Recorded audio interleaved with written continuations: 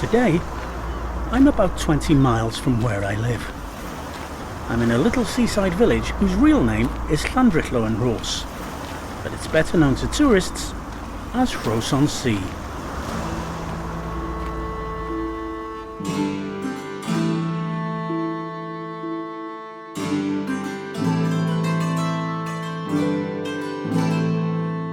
Llandrillo and Rhos is a small seaside town on the North Wales coast in the county borough of Conwy.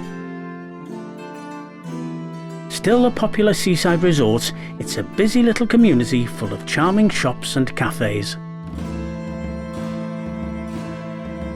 It's named after the ancient Welsh kingdom of Rhos, which was established there in Roman times as a sub-kingdom of Gwynedd. Llandrillo refers to the Welsh saint Trillo, whose church is here.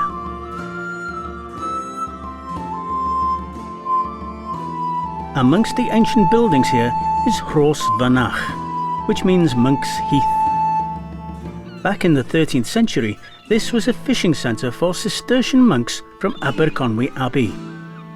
These days, it's a rather nice pub, which legend says is haunted by a monk wearing a brown habit and a white cloak. Perhaps this is him. Now, Llandrillo and Rhos holds two secrets most visitors aren't aware of.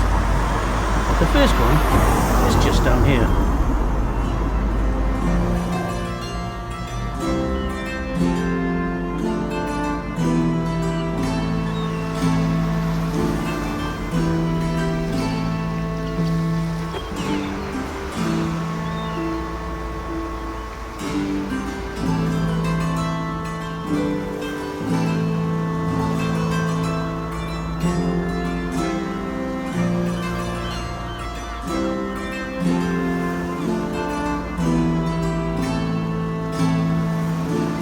Not far to go now.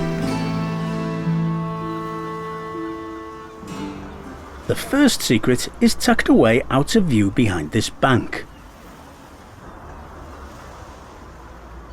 At first glance, you would be forgiven for thinking that this is some sort of shelter from the seaside elements.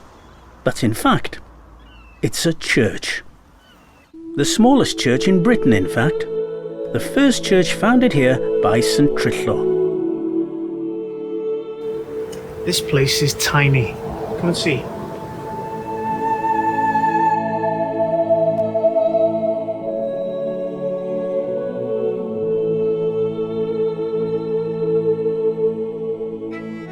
It was built way back in the 6th century and can accommodate a congregation of only 6 people. This was also the site of a pre-Christian sacred holy well, which still exists, and over which the altar has been built. And in case you might be thinking that this place is a relic or mere tourist attraction, it's not. It's a genuine working church with regular services. And the next secret is a wee bit further along this way.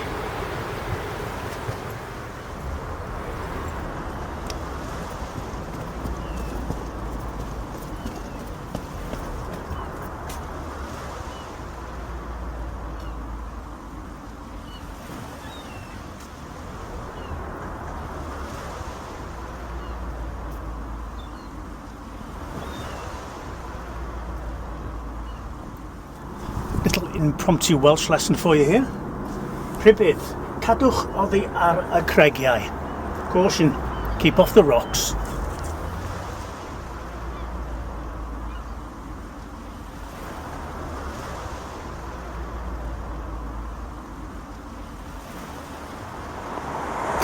And here's the second location, just about a mile from the Little Hohem. Now, looking around, you might be forgiven for thinking, what's so special about this place? There's nothing here, except a building site. But it's the name of this building site, Prince Madoc Cove, that gives us a clue. This building site is being constructed on the site of the former Oddstone House, despite fierce resistance from the local community.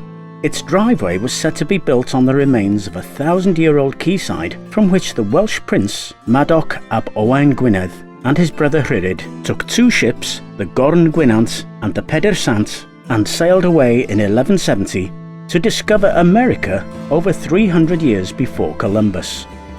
They later returned, bringing news of a wonderful new land. Then they organised a second expedition of 10 ships. They sailed away and were never heard from again. Legend says they landed on the shores of what is now Mobile Bay in Alabama. Here they built stone forts, one of which was said to be a virtual copy of Dolwyddelan Castle in Wales, Madoc's birthplace.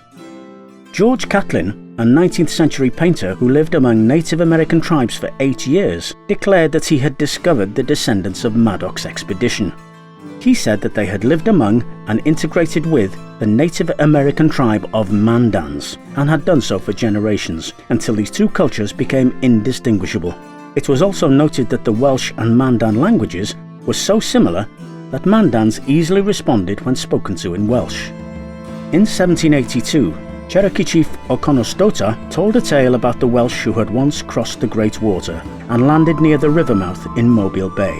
He told how the whites had built the fortifications there, and many other legends tell of the Indians who possessed pale eyes, red hair, beards, and spoke Welsh. Mandans were also noted to use the Welsh-style coracle for fishing, as we can see in these paintings by George Catlin.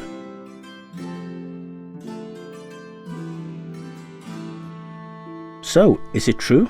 Did Madoc discover America? These days, of course, a simple DNA test of members of the Mandan tribe would settle the matter. Unfortunately, the entire tribe was wiped out in a smallpox epidemic in 1837. So, we may never know. So there you have it, 2 secrets of Llandrillo and Rhos, or Rhos-on-Sea. Hope you enjoyed it. Until next time, hwyl fawr i chi.